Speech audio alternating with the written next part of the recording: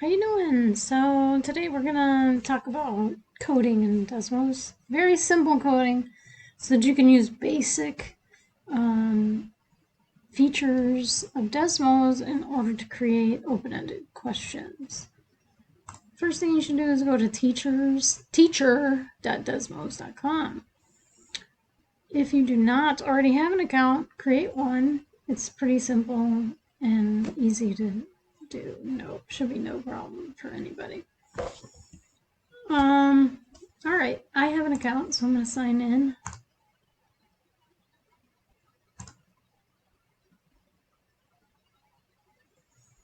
And on the left, you'll see a bunch of options. You have most popular, which are the most popular activities used on Desmos. That might be a good place to start if you've never used Desmos. Featured collections are another set of activities that are really good. Polypad is fairly new. It's awesome. If you haven't explored it, you probably should. Dashboard history is pretty self-explanatory. Classes are classes that you create and add activities to if need be.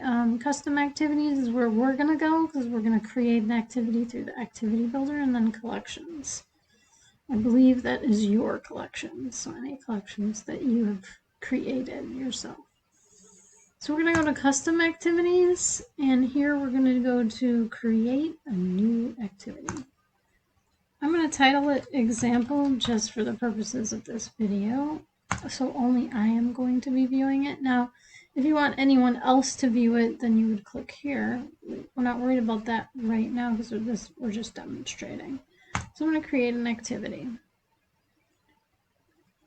And here's the activity builder template. On the left side, you have all of your options.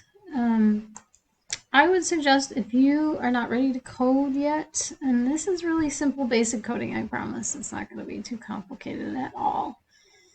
But if you're afraid of coding or you're not really into doing that right now and you still want to ask open-ended questioning in your class and have students working in Desmos, this is a great option to that. So you go to the full screen graphing calculator. On there, you'll type in your question, write a linear equation that passes through point Q, any point, and has a negative slope. Simple. That's not the only open-ended question you can ask, but it's one. Then you create your point, random point. You can put it wherever you want to. On here, if you want to make this smaller, you use your mouse wheel, and for lack of better terms, a little wheel inside of between your two mouse pads, left and right click mouse parts. In there's a little rolling thing. Great technical terms there. But anyway, so that's how you make that a little smaller. You're going to label this. We're going to put it as, click in here and say Q. And there's my point. Now, if you want to see what the students see, you preview the screen. Here's what it looks like. If you don't want the students to see this, if you don't want them to see this part, here's your trick. You're going to add a folder. It doesn't matter what the title of your folder is, just make sure you hide this folder from the students. And then to get it into the folder, it has to align. So you'll see what I mean. So you're going to click here and drag to the right slightly and see how this lines up nicely. That means it's inside the folder. If you're not sure if it's inside the folder, then click the preview button and you will see it is no longer there. And this will be what the students see, and then they can go and type their equation in as an example. Now, if you want to do it the good old Desmos way, you just click the plus button right there. And this is kind of a three-part thing. So you're going to do a note, you're going to do a graph, and you're going to do a math response. And they order it the way that's most logical in Desmos. You could switch them around if you want to by using this clicking on this little hamburger thing right here and moving it around however you want to. So you're going to type in your question. Oh, I should just copy and paste from the other one. Why type it out? Copy. Paste. Okay, so you type in your question. What do the students see? Here's what they see. They see a graph, they see the directions, and then they have a math response area where they can put in their answer. We still have to edit this graph though. So you just click on the graph itself and then it opens to the full screen view. You're going to put in y equals f of x first, and the reason why we have to do that is for coding purposes. No other reason. Now if you wanted, you could call it g of x, you can call it t of x, you can call it q of x. Call it what you wish, but we need a name for this so that we can use coding.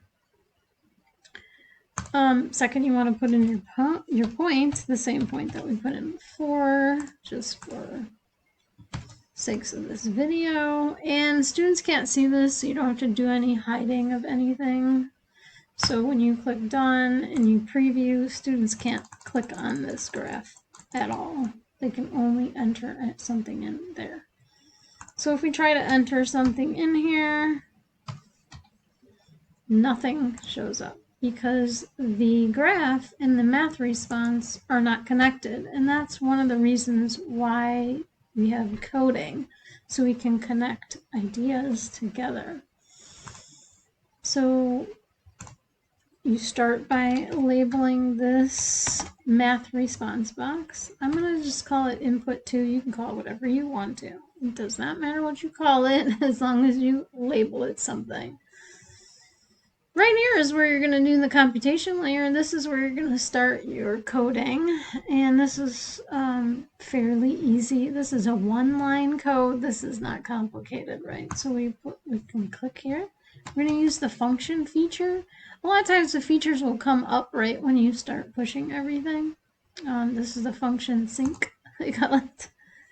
Remember, we named our graph y equals f of x. So our function is f. Now, if you said g of x, then this would be g.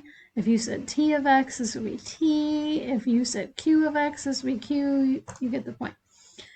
And then we're going to use simple function.